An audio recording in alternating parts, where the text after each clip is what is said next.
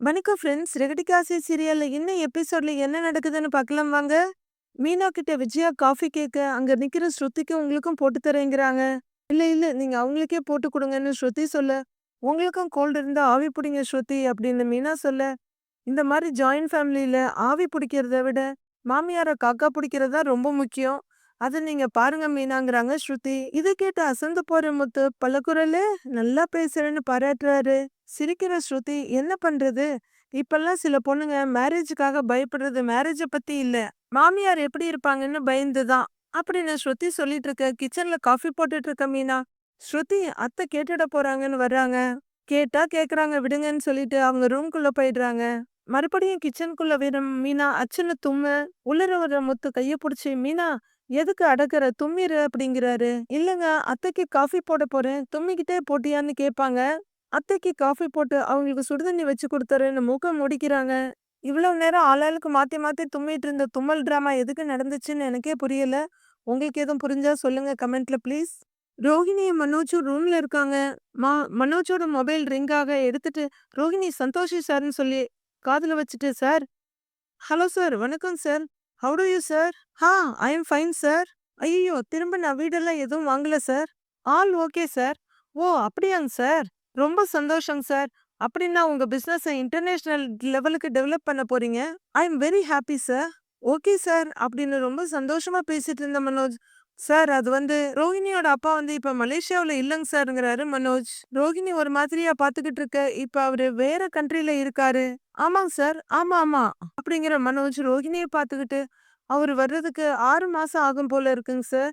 தெரியலங்க சார். நான் கேட்டு சொல்றேன். ஆ நான் ரோஹிணி கிட்ட பேசிட்டு உங்ககிட்ட திரும்ப கூப்பிடுறேங்க sir. Thank you sir. Thank you so much அப்படின்னு பேசிட்டு ஃபோனை வைக்கிறாரு. இதுவரையிலும் கேட்டுட்டு இருந்த ரோகிணி என்ன அப்படின்னு கேக்குறாங்க. ரோகிணி, சந்தோஷி சார் மலேசியாவுல ஒரு புது ஷோரூம் ஓபன் பண்ண போறாராம். அவரோட ஃபர்ஸ்ட் ஓவர்சீஸ் பிரான்ச் இதுதானா. உங்க அப்பா மலேசியாவுல பிசினஸ் பண்றாருன்னு சொன்னோம்ல. அதனால சில விஷயங்களை லீகலா எப்படி பண்றதுன்னு கேக்குறதுக்காக உங்க அப்பா கிட்ட பேசணும்னு சொன்னாரு. மனோஜ் சொல்ல ரோகிணி அப்படியே திருதிருன்னு முழிச்சிட்டு நிக்கிறாங்க. உங்க அப்பாவை 6 மாசத்துக்கு பார்க்க முடியாது. அவரு வேற கண்ட்ரிக்கு போயிருக்காருன்னு சொல்லியிருக்கேன். பட் இருந்தாலும் அவர கான்டாக்ட் பண்ண முடியுமா? இல்ல அவரு ஃப்ரெண்ட்ஸ் வேற யாராவது ரெஃபர் பண்ண சொல்ல முடியுமான்னு கேட்டாரு. அப்படின்னு மனோஜ் கேக்க, இவன் என்ன புதுசா ஒண்ண தொடங்கிட்டு இருக்கான்னு நினைக்கிற ரோகிணி, அப்பா இறந்துட்டாருன்னு சொல்லியிருக்கலாம்லன்னு கேக்குறாங்க. அதுக்கு இல்ல, அந்த விஷயத்த சொன்னா அவரு எப்படி இறந்தாரு, ஜெயில்ல இருந்தது எல்லாம் சொல்லணும். அத சொன்னா சந்தோஷி சார் எப்படி எடுத்துப்பாருன்னு தான் தெரியல. ஆல்ரெடி அந்த வீடு வாங்குற விஷயத்துல நம்ம மேல அவருக்கு ஒரு பேட் ஒப்பீனியன் வந்துருச்சு. இப்ப இந்த விஷயத்த சொல்லி, இது வேற மாரி ஆயிர வேணான்னு தான் அப்படின்னு மனோஜ் சொல்ல, புரிஞ்சுக்கிற ரோகிணி, ஆமா மனோஜ், நீ கரெக்ட்டா தான் யோசிச்சிருக்க. அவர் வேற அங்க பிசினஸ் பண்ண போறாருன்னு சொல்ற. எங்க அப்பா பத்தி சொன்னா கண்டிப்பா நான் மாட்டிப்பேங்கிறாங்க ரோகிணி. இத கவனிக்கிற மனோஜ், என்னது அப்படின்னு அதிர்ச்சியா கேட்க, உடனே சுதாரிச்சுக்கிற ரோகிணி, ஆஹா, இந்த கேஸ் பத்தி எல்லாம் தெரிஞ்சு அவருக்கு நம்ம மேல நல்ல ஒப்பீனியன் வராம போயிடும் இல்லையா? அத சொன்னேன்னு ரோஹிணி சொல்ல, கரெக்ட் கரெக்ட். ஆ ரோஹிணி, உன் மலேசியா மாமா இருக்காருல்ல, அவர்கிட்ட சொல்லி நம்ம சந்தோஷி சாருக்கு ஹெல்ப் பண்ண சொன்னா என்ன? அப்படின்னு மனோஜ் கேட்க, ஐயோ! போன தடவையே அந்த ஆள கெஞ்சி நான் நடிக்க வச்சேன். இதுக்கு மேல அந்த ஆள் எப்படி வருவாருன்னு தெரியலையே! அப்படின்னு ரோஹிணி தனக்குள்ள பேசிட்டு இருக்க. ரோஹிணி, என்ன ரோஹிணி யோசிக்கிற? சந்தோஷி சாருக்கு இதனால நம்ம மேல பெரிய மரியாதை வரும். அவருக்கு நாம தர வேண்டிய அமௌண்ட்ட கொஞ்ச நாள் கழிச்சு குடுக்கலாம். அதுவும் இல்லாம நம்ம ஷோரூம டெவலப் பண்றோம்னு அவர்கிட்ட ஹெல்ப் கூட கேட்கலாம். நீ என்ன சொல்ற? ஒண்ணும் இல்ல. உங்க மாமா எங்க இருக்காருன்னு கால் பண்ணி கேட்டு பாரு. ஒருவேளை அவரு மலேசியாவுல கூட இருக்கலாம்ல? அப்படின்னு மனோஜ் சொல்ல கொஞ்சம் திரும்பி நிக்கிற ரோகிணி, அந்த ஆள் பாரிஸ்ல கறி வெட்டிட்டு இருப்பாரு. அவர்கிட்ட என்னத்த பேசுறது? அப்படின்னு யோசிச்சுட்டு தினம் புது புது பிரச்சனையா ச்சே! அப்படின்னு நொந்துகிட்டு கொஞ்சம் கொஞ்சமா நடக்குறாங்க. எழுந்திருச்சு வர்ற மனோஜ், என்ன ரோகிணி அமைதியா இருக்க? அவருக்கு ஹெல்ப் பண்றது நமக்கு நாமே ஹெல்ப் பண்ணிக்கிறதுக்கு சமம். அப்படின்னு மனோஜ் சொல்ல, சரி நான் பேசி பாக்குறேன். பட் மாமா எங்க இருக்காருன்னு எனக்கு தெரியல. அப்படின்னு ரோகிணி சொல்ல, சரி அப்ப இப்பவே அவருக்கு ஒரு கால் பண்ணி கேளுங்கிறாரு மனோஜ். ஆ, ஆ, இல்ல, இல்ல. இப்பல்லாம் அவர் எடுக்க மாட்டாரு. அவரு எந்த கண்ட்ரில இருக்காருன்னு கூட தெரியல. நான் அப்புறமா பேசுறேன் மனோஜ். ரோகிணி சொல்ல, thanks Rohini. Thank you very much. அப்படின்னு மனோஜ் லூசு வலிஞ்சிட்டு மறுபடியும் கட்டிலுக்கு போயிடுது. இவன் வேற சும்மா இருக்க மாட்டேங்கிறான். இந்த மலேசியா பிரச்சனை முடியாது போலயே. நான் சொல்றப்ப இப்ப என்னையே சுத்தி சுத்தி துரத்திக்கிட்டு இருக்கு. அப்படின்னு யோசிச்சுக்கிட்டு நொந்து போய் மனோஜ் பாக்குறாங்க ரோஹிணி. விஜயா ரூம விட்டு வெளியே வர அங்க முத்துவும் மீனாவும் போர்வையை போத்திட்டு ஆவி பிடிச்சிட்டு இருக்காங்க. பாக்குறவங்க ஒரு நிமிஷம் பக்குன்னு பயந்து போறாங்க. இந்த நேரத்துல இதுங்க என்ன பண்ணிட்டு இருக்குன்னு. இன்னொரு 5 நிமிஷம் மீனா இரு அப்படின்னு முத்து சொல்லிட்டு இருக்க. ஏய் என்னடி நடக்குது இங்க? ஏய் என்னடி நடக்குது இங்கன்னு விஜயா மிரட்டிட்டு வர போர்வையை விலக்கிட்டு எந்திரிக்கிறாங்க மீனா. ஆவி புடிச்சிட்டு இருக்கோம் அத்தை, 2 பேருக்குமே கோல்டு புடிச்சிருச்சு அதான் அப்படின்னு மீனா சொல்ல. போர்வையை போத்திக்கிட்டு தான் ஆவி பிடிக்கணுமா அப்படின்னு விஜயா கேட்க. பின்ன அப்படியேவா பிடிப்பாங்க? போர்வையை போத்தலன்னா ஆவி வெளியில போயிடுமே அப்படின்னு முத்து சொல்ல. கோல்டு இருந்ததுன்னா மாத்திரை வாங்கி போட வேண்டியது தானே அப்படின்னு விஜயா சொல்ல. இல்லத்த, சும்மா சும்மா எல்லாத்துக்குமே மாத்திரை போடக்கூடாது, அப்புறம் பின்னாடி ஏதாவது வரும், ஆவி பிடிச்சா சரியாயிடும் அப்படின்னு மீனா சொல்ல. ஆவி பிடிக்கிறேன் பிசாசு பிடிக்கிறேன்னு ச்சே, அதுவும் இப்படி நடுகால்ல உட்கார்ந்து பிடிக்கணுமா? அதுவும் இப்படி போர்வையை போத்திக்கிட்டு பிடிச்சா பாக்குறவங்க என்ன நினைப்பாங்க அப்படின்னு விஜயா கேட்க. போர்வையை விலக்கிட்டு உட்கார்ந்து இருக்கிற முத்து, மீனா இதுக்கு இன்னொரு வைத்தியம் இருக்குங்கிறாரு. விஜயா அப்படிங்க இப்படி ஆவி பிடிக்காம அம்மா பக்கத்துல போய் 2 பேரும் நின்னுட்டோம்னா கோல்டு தன்னால சரியாயிடுங்கிறாரு முத்து. உடனே டென்ஷன் ஆகுற விஜயா, அப்ப என்ன ஆவின்னு சொல்றியான்னு கேக்குறாங்க. ஆவின்னு தானே சொன்னேன், பாவின்னு சொல்லல, அப்படி சொன்னாதான் தப்பு. மீனா, ஆவிலேயே நல்ல ஆவி கெட்ட ஆவின்னு இருக்கு. சில கெட்ட ஆவிலாம் இப்படிதான் கத்தும். நீ வா, இல்லாட்டி இந்த ஆவியும் போயிட போகுது. அப்புறம் திரும்பவும் நம்ம தண்ணிய சூடு பண்ற மாதிரி இருக்கணும். மீனாவோட கையை பிடிச்சு இழுக்கிறாரு முத்து. வேண்டாங்க விடுங்கன்னுட்டு இருக்காங்க மீனா. வா மீனா, ஆவி பிடிக்கலாம், உனக்கு தானே சளி பிடிச்சிருக்குது, சொல்றத கேளு வான்னு மீனாவோட கைய விடாம பிடிச்சு இழுக்கிறாரு முத்து. சொல்றேன் இல்ல, வேணா விடுங்க அப்படின்னு மீனா கையை வெடுக்குன்னு எடுத்துக்கிறாங்க. மீனா சொல்றத கேளு வான்னு சொல்றேன்ல அப்படின்னு மீனா நகர்ந்துக்கு அவங்களோட போர்வையை பிடிச்சு இழுக்கிறாரு முத்து. அவங்க வேணாங்க வேணாங்கன்னு சொல்லிட்டு போயிட்டு இருக்காங்க. 2 பேரும் போர்வையை இழுத்துட்டு வா வான்னு சண்டை போட வேணாம் வேணான்னு அவங்க சொல்லிட்டு இருக்க. எந்திரிச்சு வர்ற மனோஜ் ஒரு பாத்திரத்துல தட்டி அந்த சுடுதண்ணி ஃபுல்லா தரையில பரவி அப்படியே அது மேலேயே விழுந்துடுறாரு. ஐயோ அம்மா அம்மா அம்மா, சுடுதே சுடுதே, அம்மா அம்மா சுடுதே, அம்மா சுடுதுமா, ஐயோ அம்மாமா எரியுது எரியுது அப்படின்னு கத்துற கத்துல ரோஹிணியும் விஜயாவும் பதறி அடிச்சு ஓடி வர்றாங்க. ஏய் மனோஜ் அப்படின்னு அவங்க அம்மாவும், மனோஜ் அப்படின்னு ரோஹிணியும் சேர்ந்து ஓடி வந்து தூக்குறாங்க மனோஜ.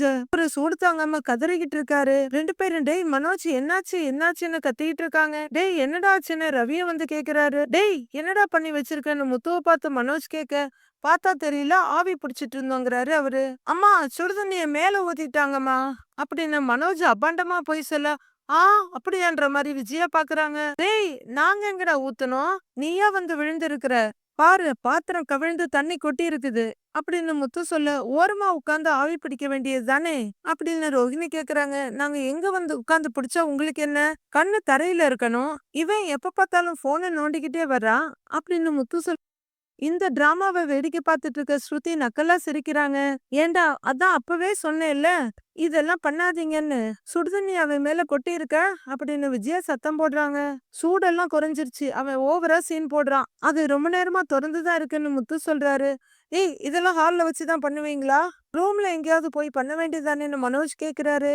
சரியா கேட்டடா, ஆனா எங்களுக்குன்னு எங்க ரூம் இருக்குது, மத்த எல்லாருக்கும் இருக்குது, எங்களுக்கு இந்த மூலையில தானே போட்டு வச்சிருக்கீங்க அப்படின்னு முத்து சொல்ல. மனோஜால எந்த பதிலும் சொல்ல முடியல.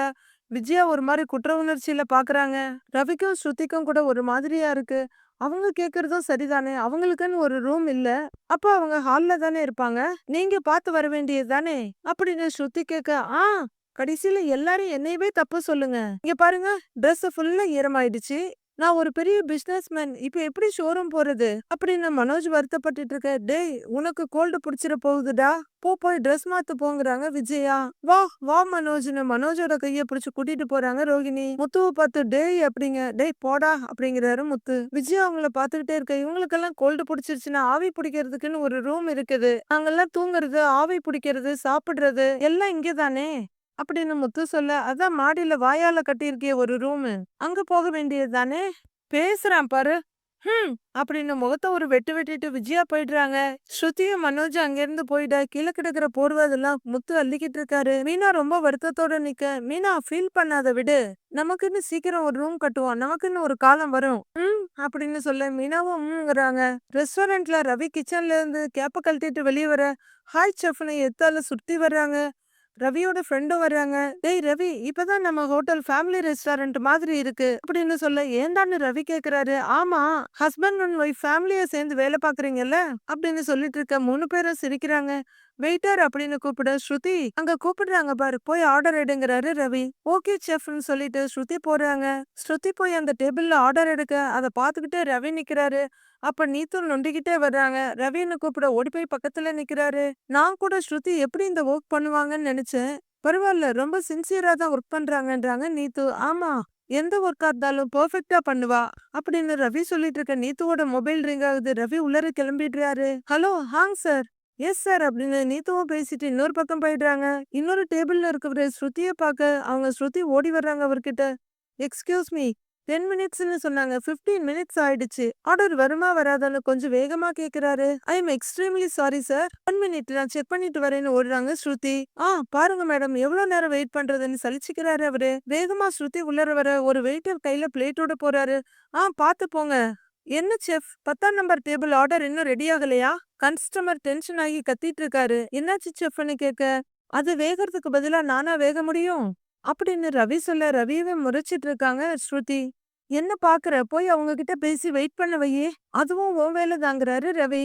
என் வேலை தான் நான் பாத்துக்கிட்டு இருக்கேன். இந்த மாதிரி லேட் பண்ணா கஸ்டமர் திரும்ப வரமாட்டாங்க, அப்புறம் நம்ம கஸ்டமரை மிஸ் பண்ணிடுவோம் அப்படின்னு ஸ்ருதி சொல்ல, திரும்புற ரவி, பாதி வெந்தும் பாதி வேகாம கொடுத்தா கஸ்டமரை டோட்டலா மிஸ் பண்ணிடுவோம். ஒரு 5 மினிட்ஸ் 10 மினிட்ஸ் லேட் ஆனாலும் டேஸ்ட் நல்லா இருந்தா கண்டிப்பா திரும்ப வருவாங்க.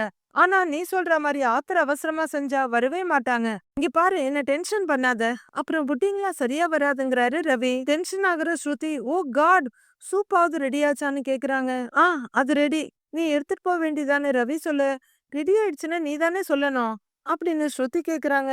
ஹலோ, ரெடி பண்றது மட்டும்தான் செஃப்போட வேலை, ரெடி ஆயிடுச்சான்னு பாக்குறது உன்னோட வேலை. சூப் அங்க ரெடியா இருக்கு, நீ கப் எடுத்து போய் ஊத்தி கொடுங்கறாரு ரவி. ரவி ஒரு முறை முறைச்சிட்டு கோவமா அங்க இருந்து போற ஸ்ருதி சூப்பு கொண்டு வந்து கஸ்டமர் முன்னாடி வச்சுட்டு திரும்புறாங்க. ஹலோன்னு அவரு கூப்பிட திரும்பி பாக்குறாங்க ஸ்ருதி. நீங்க இந்த சூப்பு கொஞ்சம் டேஸ்ட் பண்ணி பாருங்கன்னு அவரு சொல்ல, ஏங்க சார் நல்லா இல்லையான்னு ஸ்ருதி கேக்குறாங்க. முதல்ல டேஸ்ட் பண்ணி பாருங்க மேடம் அப்படின்னு அவரு சொல்ல, என்னங்க சார் பிரச்சனைன்னு ஸ்ருதி கேக்குறாங்க. நான் சொல்றது செய்ய மாட்டீங்களா?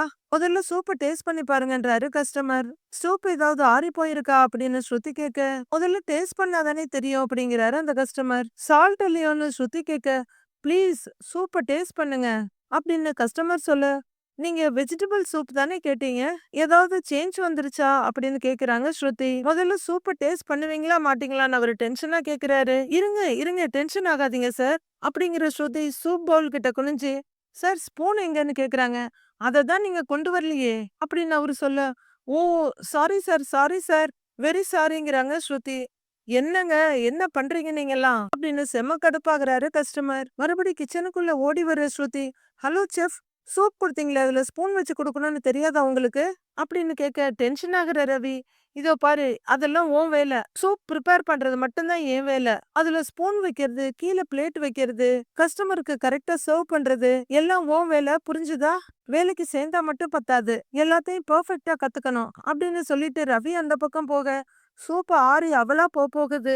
ஹலோ, ஆர்டர் எடுக்கிறது மட்டும்தான் ஏன் வேலை, ஒரு ஹெல்ப்புக்கு நான் சர்வ் பண்ணேன் அவ்வளவுதான் அப்படின்னு ஸ்ருதி சொல்ல, மேற்கொண்டு சண்டையை வளர்த்த விரும்பாத ரவி, சரி வா ஸ்பூன் இருக்க எடுத்து காட்டேன்னு கையை பிடிச்சு கூட்டிட்டு போறாரு. அதோ இருக்கு பார் ஸ்பூன், அங்கதான் இருக்குன்னு கூட்டிட்டு வந்து காட்ட நீத்து அங்க இருந்து வர்றாங்க. ஸ்ருதி, கஸ்டமர் ரொம்ப நேரமா ஸ்பூன் கேட்டுட்டே இருக்காங்களாம், கொடுக்காம இருக்கீங்கன்னு சில்லுன்னு ஸ்பூன் எடுத்துட்டு போறாங்க நீத்து. அவங்க ஓனர், ஆனா வேலையெல்லாம் எப்படி பெர்ஃபெக்ட்டா செய்யறாங்க பாரு, நீ எந்த வேலையும் ஒழுங்கா செய்ய மாட்டேங்கிற அப்படின்னு ரவி சொல்ல, ஹலோ, அவங்க ஓனர், எல்லா ப்ராஃபிட்டும் அவங்களுக்கு தானே, எனக்கு வெறும் சேலரி தானே கொடுக்குறாங்க அப்படின்னு ஸ்ருதி சொல்ல, நான் மட்டும் என்ன இங்க பார்ட்னராவா இருக்கேன், நானும் வேலை தானே செய்யறேன், வாங்குற சேலரிக்கு மட்டும் இல்ல, எந்த வேலை செஞ்சாலும் ஒழுங்கா செய்யணும் அப்படின்னு ரவி சொல்ல, ஏய் நீ என்னமோ பண்ணிட்டு போ, ஆனா நான் எனக்கு கொடுக்குற சேலரிக்கு ஏத்த ஒர்க் தான் பண்ணுவேன் அப்படின்னு ஸ்ருதி சொல்ல, இப்ப எதுக்கு சண்டை போடுற, இதுக்குதான் நீ ஜாயின் பண்ணியான்னு ரவி கேக்குறாரு. சரி ஓகே ஓகே, ஒர்க் பண்ணி எனக்கு ரொம்ப டயர்டா இருக்கு, எனக்கு ஒரு சூப் போட்டு கொடுங்கறாங்க ஸ்ருதி. ரவி ஆண்ண பாத்துக்கிட்டு இருக்க, அதுவும் எந்த சூப் குடிச்சா நல்ல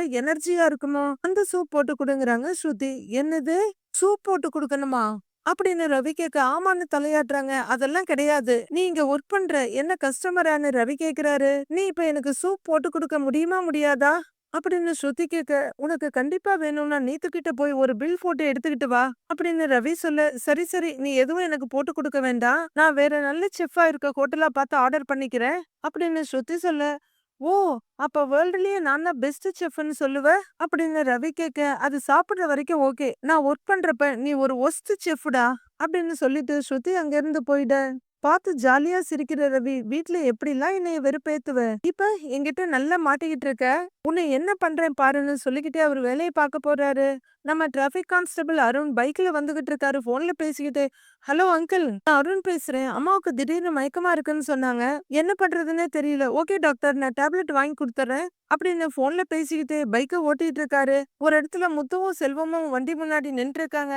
அப்ப கார் எப்பதான் கிடைக்குமான்னு முத்து கேக்குறாரு. சாயந்தரம் தரேன்னு சொல்லியிருக்காங்க. கார் அடிக்கடி நின்றுதுடா. அதான் மெக்கானிக் ஷாப்ல விட்டேங்கிறாரு செல்வம். டேய், அதெல்லாம் இப்பவே பார்த்து சரி பண்ணிடு. அப்புறம் சவாரி ஏத்தி போகும்போது பாதியிலேயே நின்னுடுச்சுன்னு வையி, உனக்கு தான் பிரச்சனை. காசுலாம் இருக்காடா அப்படின்னு கேட்க, அதெல்லாம் இருக்குடாங்கிறாரு செல்வம். காஃபிய குடிச்சிட்டு கப்ப பேனட் மேல வைக்கிற முத்து நிமிர்ந்து பார்க்க, ஏய், அது அந்த கான்ஸ்டபிள் அருண் தானே அப்படின்னு கேட்க, ஆமா அப்படின்னு பாத்துக்கிட்டே சொல்றாரு செல்வம். ஆ, பைக்ல ஹெல்மெட்டும் போடல, ஃபோனு வேற பேசிட்டு வர்றாப்லயா? அப்படிங்கிற முத்து மொபைல ஆன் பண்ணி வீடியோ எடுக்குறாரு. டேய் முத்து, வேணாம்டா, அதெல்லாம் ஒண்ணும் எடுக்காதடா. டேய் முத்து, வேண்டாம்டா, தேவையில்லாம எதுக்கு வீடியோ எடுக்குற? டேய் வேணாம்டா, இதெல்லாம் பிரச்சனையாயிடும்டா. வேணாம்டா முத்து, சொன்னா கேளுடா அப்படின்னு புடிச்சு முத்துவோட கையை இழுத்துட்டு செல்வம் இருக்க. முத்து அதெல்லாம் கேர் பண்ணாம வீடியோ எடுத்துடுறாரு. ரூல்ஸ் எல்லாம் பேசுவாப்ல. இப்ப பைக் ஓட்டும்போது ஃபோன் பேசிட்டு ஹெல்மெட் வேற போடாம போறாப்ல அப்படின்னு முத்து சொல்ல, என்ன பண்றது, நாம இதெல்லாம் பண்ணாதான் கேள்வி கேட்பாங்க அப்படின்னு சொல்ல, அது எப்படிடா, நாம ரூல்ஸ மீறினா நம்ம காரை தூக்கிட்டு போறாப்ல, இவர் மட்டும் இவர் இஷ்டத்துக்கு இருக்கலாமான்னு முத்து கேக்குறாரு. டேய், இப்ப எதுக்கு தேவையில்லாம வீடியோ எல்லாம், அத டெலீட் பண்றா அப்படிங்கிறாரு செல்வம். சட்டம் பேசுவார்ல, இப்ப என்ன சொல்றாருன்னு பாக்கலாம் அப்படின்னு முத்து சொல்லிட்டு இருக்க. முத்து இருக்க இடத்துக்கு ஆப்போசிட்ல வந்து வண்டியை நிறுத்துறாரு அருண். ஏய் சூப்பர்டா, ரெண்டாவது ஆதாரம் அப்படின்னு சொல்லி மறுபடியும் அருண் வீடியோ எடுக்கிறாரு முத்து.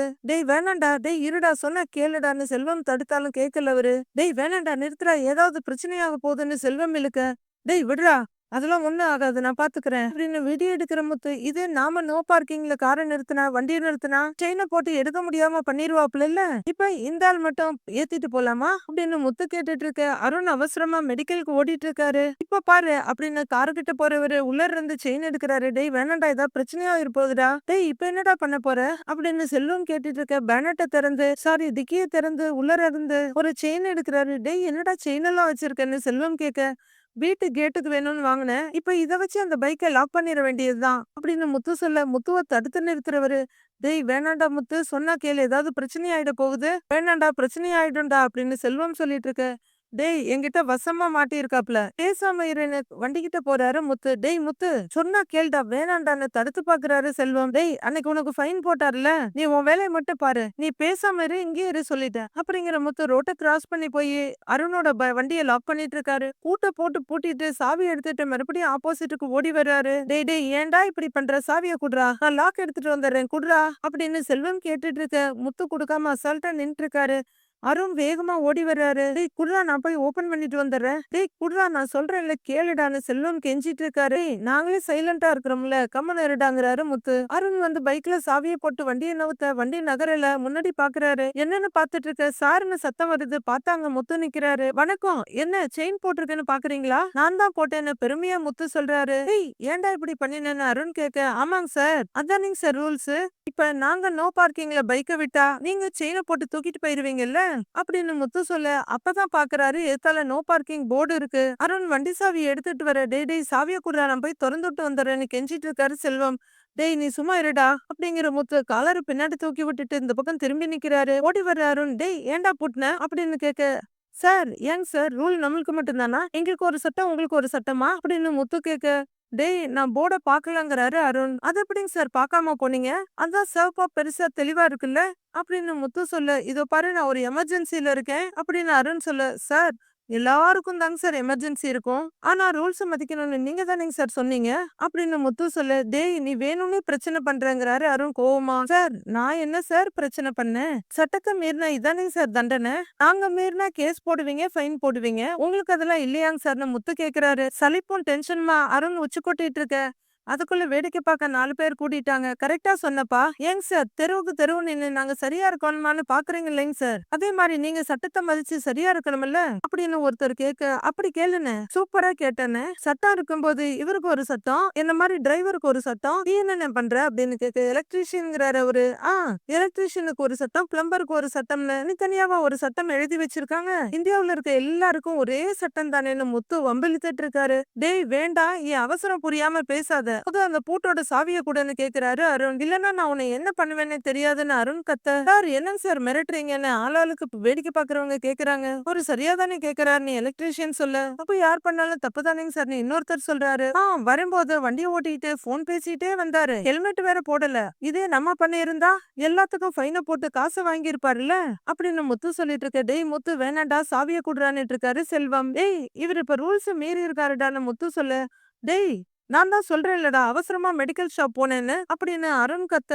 சார் எல்லாருக்கும் தாங்க சார் அவசரம். அன்னைக்கு ஒரு நாள் ஒருத்தரோட அப்பா செத்துட்டாருன்னு நான் வேகமா வண்டி எடுத்துட்டு போனேன்ல. இப்ப நீங்க என்ன சொன்னீங்க, என் வண்டியை புடிச்சிட்டு யார் செத்தாலும் ரூல்ஸ் தான் சொன்னீங்கல்ல. இப்ப இந்த ரூல்ஸ் உங்களுக்கு இல்லையா அப்படின்னு முத்து கேட்டுட்டு இருக்க. முத்து சொல்றதை கேளுடா, நமக்கு எதுக்கு இந்த தேவையில்லாத வம்பல்லான்னு செல்வம் சொல்லிட்டு இருக்காரு. டேய் சார் தாண்டா நம்ம வம்புக்கு தேடி தேடி வந்துகிட்டு இருக்காரு அப்படின்னு முத்து சொல்லிட்டு இருக்க. டேய் குட்ரா அப்படின்னு செல்வம் முத்துவோட கையில இருக்க சாவியை வெடுக்குன்னு புடுங்கிட்டு ஓடுறாரு. அதிகபட்சத்துல கோவத்துல இருக்க அருண் முத்துவ முறைக்க, முத்து அருணை முறைச்சிட்டு நிக்கிறாரு. செல்வம் ஓடி போய் வண்டியோட லாக்க திறந்து வண்டியை நகர்த்திட்டு ஓடிட்டு வர்றாரு. சார் சார்னு. சார் இந்தாங்க உங்க வண்டியை எடுத்துட்டு போங்க அப்படின்னு வண்டியை ஸ்டாண்ட் போட்டு நிறுத்திட்டு, சார் அவன் சொல்றது சரிதானேங்க சார், எங்களும் சரியா இருங்கன்னு சொல்ற போலீஸ், நீங்க முதல்ல சரியா இருக்கணும் இல்லைங்க சார்னு செல்வம் சொல்றாரு. சூப்பரா சொன்னடா செல்வம், இத பேசாம நம்ம வண்டியில ஸ்டிக்கர் எழுதி ஒட்டிடலாண்டாங்கிறாரு முத்து. டேய் முத்து நீ சும்மா இருடா.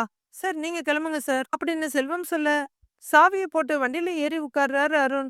சார் தப்பிச்சிட்டான்னு நினைக்காதீங்க, இப்ப நீங்க பண்ணின தப்புக்கெல்லாம் ஆதாரம் தெளிவா இருக்கு, என்ன செய்யணுமோ அதை நான் செய்யறேங்கிறாரு முத்து. டேய் அப்படின்னு டென்ஷன் ஆகுற அருண் அவரோட டயத்துக்கு பாத்துக்கிட்டு போடாங்கிறாரு. உனக்கு இருக்குடான்னு வண்டியை அவரு ஸ்டார்ட் பண்ண முத்து பயந்து ஒதுங்கிக்கிறாரு. அருண் டென்ஷனா வண்டியை ஓட்டிட்டு போக, பாத்தியா இப்பவும் திமிரா பேசிட்டு போறாப்ல, இந்த ஆள்லாம் இப்படியே விடக்கூடாதுறாங்கிறாரு முத்து. டேய் அதான் அவரை நல்லா கேட்டு விட்டுட்டு இல்ல அப்படியே விட்டுரு அப்படிங்கிறாரு செல்வம்.